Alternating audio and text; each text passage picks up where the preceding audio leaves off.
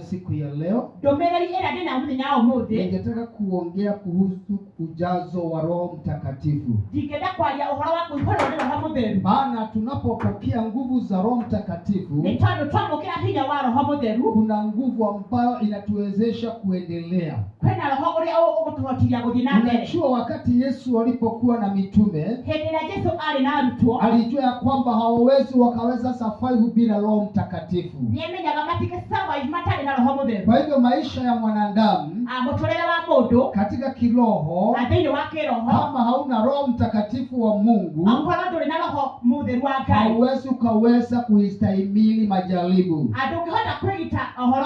Hapo ndipo Yesu aliambia mitume waenende Yerusalemu na wasitoke mahali pale mpaka wapokee ujazo wa nguvu za Roho Mtakatifu.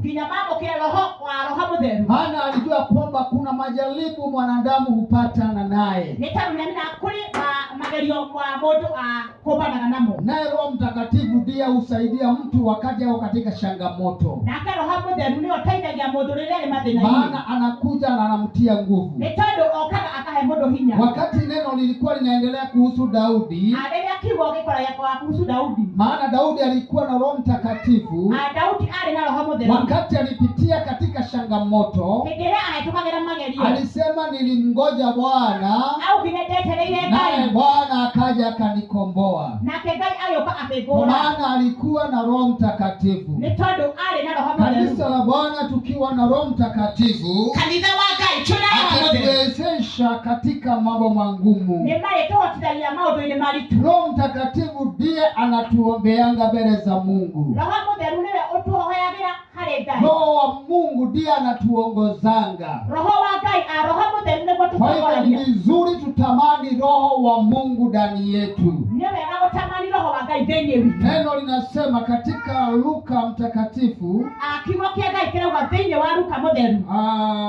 kurasa ya 4, kuanzia hapo 18, neno la Mungu linasema, Roho wa Bwana yu juu yangu, maana amenitia mafuta kuwahubiria maskini habari njema.